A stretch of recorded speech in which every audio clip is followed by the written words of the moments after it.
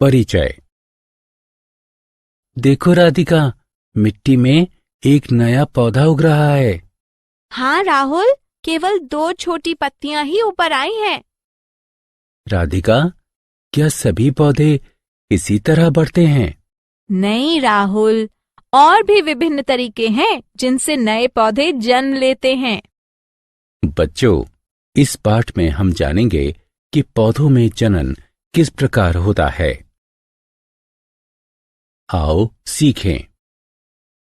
जनन को परिभाषित करना।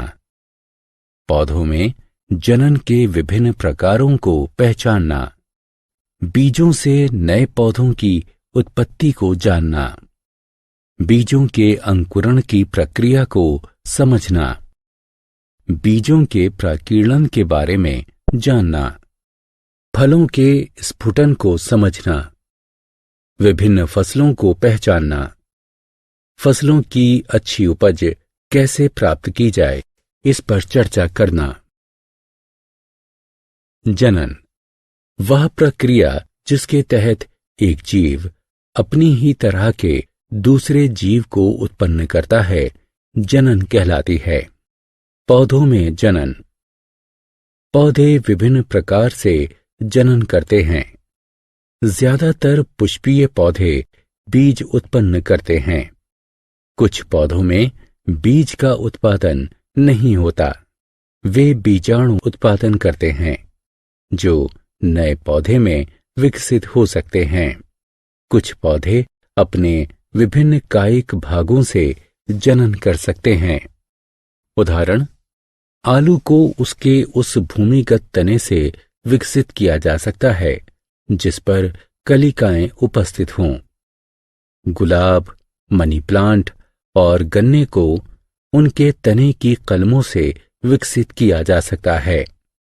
पत्थर चट्टा, ब्रायोफिल्लम की पत्तियों से उसका नया पौधा विकसित किया जा सकता है। शकरकंद का नया पौधा उसकी जड़ों से ही पैदा होता है। बीजों से नए पौधे की उत्पत्ति। पुष्पीय पौधे बीज उत्पन्न करते हैं। किसी भी पौधे के द्वारा उत्पन्न किए गए हर बीज के अंदर एक शिशु पौधा उपस्थित होता है, जिसे भ्रूण कहते हैं। बीज के चारों ओर एक कठोर आवरण होता है, जिसे बीज पत्र कहते हैं, जो शिशु पौधे को संरक्षण देता है और बीज को सूखने से बचाता है। बीज का अंकुरण। बीज अनुकूल परिस्थितियों में अंकुरित होना प्रारंभ करते हैं। एक बीज के अंकुरण के लिए जल, वायु और ताप की आवश्यकता होती है। बीज जल का अवशोषण कर फूल जाता है और उसका बीज कोट नरम हो जाता है। सर्वप्रथम अंकुरित होने वाले पौधे की जड़ दिखाई पड़ती है, जो भूमि की ओर बढ़ती है। तदोपरांत तना अंकुरित होता है, जो ऊपर की तरफ सूर्य के प्रकाश की ओर बढ़ता है। इसके बाद तने पर पत्तियों का निर्माण शुरू होता है। ये नया पौधा अंकुर कहलाता है, जो एक वयस्क पौधे में विकसित हो जाता है। बीजों का प्रकीर्णन। उस क्षेत्र की स्थिति क्या होगी जहां किसी पौधे के सभी बीज उसी जनक पौधे के आसपास ही पनपने लगे? जी हां, वहां निश्चित रूप से स्थान की, पानी की, खनिज और सूरज की रोशनी की कमी हो जाएगी। अतः सभी पौधे वहां ठीक से नहीं बढ़ पाएंगे। उनमें से अधिकांश प्राकृतिक रूप से मर जाएंगे। अतः ये आवश्यक है कि पौधों के बीज दूर तक बिखेरे जाएं। प्रकृति ने हवा, पानी और पशुओं के माध्यम से बीजों के प्रकीर्णन के लिए विभिन्न तरीकों की व्यवस्था की है। यहाँ तक कि इंसान भी बीजों के प्रकीर्णन में उपयोगी है। ये सब प्रकीर्णन के कारक कहे जाते हैं। हवा, बीज जो भार में हल्के होते हैं और जिनके पंख या पर होते हैं, जैसे कपास, डेंडेलियन, मेपल यानी द्विफल, हवा द्वारा बिखेरे जाते हैं। फलों का स्फुटन, कुछ फल पकने के बाद जोर से फूटते हैं, जिससे उनके बीज दूर जाकर गिरते हैं। इस तरह की प्रक्रिया फलों का स्फुटन कहलाती है। उदाहरण: जिरेनियम, बाल्सम, मटर आदि। फसल, विभिन्न पौधे जो खेतों में किसानों के द्वारा उगाए जाते हैं और कई तरीकों से उपयोगी होते हैं, फसल कहलाते हैं। फसलें मुख्यतः 3 प्रकार की होती हैं। खाद्य फसलें, उदाहरण गेहूं, चावल, सब्जियां। रेशा फसलें, उदाहरण कपास और जूट। तेल उत्पादक फसलें, उदाहरण सरसों, सूरजमुखी, मूंगफली। जो फसलें सर्दियों के मौसम में उगाई जाती हैं, उसे रबी की फसल कहते हैं, उदाहरण गेहूं और चना।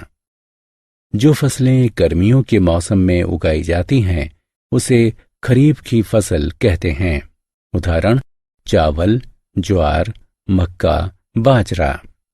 विभिन्न प्रकार की फसलों को भिन्न भिन्न मात्रा में जल, वायु, सूर्य के प्रकाश और मिट्टी के प्रकार की आवश्यकता होती है।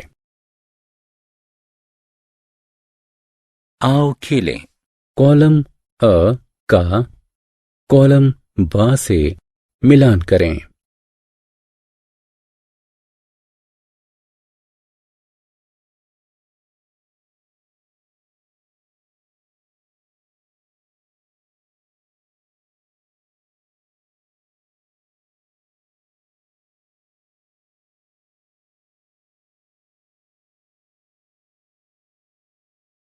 फसलों की अच्छी उपज प्राप्त करना। फसलों की अच्छी उपज प्राप्त करने के लिए निम्नलिखित बातों को ध्यान में रखना चाहिए। सबसे उत्तम किस्म के स्वस्थ बीज ही उपयोग में लाए जाने चाहिए।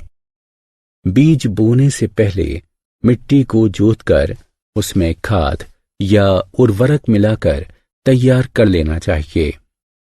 मिट्टी को सही समय पर सही मात्रा में पानी देना चाहिए। फसलों को बीमारियों, नुकसान पहुंचाने वाले कीड़ों और जानवरों से बचाना चाहिए। कीटनाशक और कीटाणुनाशक औषधियों का छिड़काव सही मात्रा में किया जाना चाहिए। फसलों को चढ़ने वाले जानवरों से बचाना चाहिए। कटाई की फसलों को नमी से बचाने के लिए ठीक तरह से संग्रहित किया जाना चाहिए। नमी कवक यानी फंगस और बैक्टीरिया की वृद्धि का कारण बनती है। फसलों को चूहों, कीड़ों और दूसरे जानवरों से भी बचाया जाना चाहिए। आओ खेलें। प्रश्न को पढ़कर निम्नलिखित विकल्पों में से सही चित्र पर निशान लगाएं। हमने क्या चर्चा की? पौधों में जनन के कई प्रकार होते हैं। पुष्पीय पौधों में जनन बीजों के द्वारा होता है। बीजों का अंकुरण अनुकूल परिस्थितियों में होता है। जल, वायु, पशु और इंसानों के द्वारा पौधों के बीजों का वितरण दूर दूर तक होता है।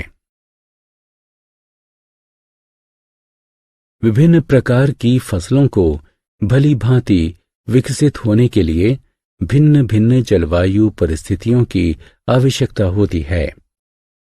हम उचित परिस्थितियां प्रदान करके फसलों की अच्छी उपज प्राप्त कर सकते हैं। फसलों को उचित संरक्षण और देखभाल प्रदान की जानी चाहिए।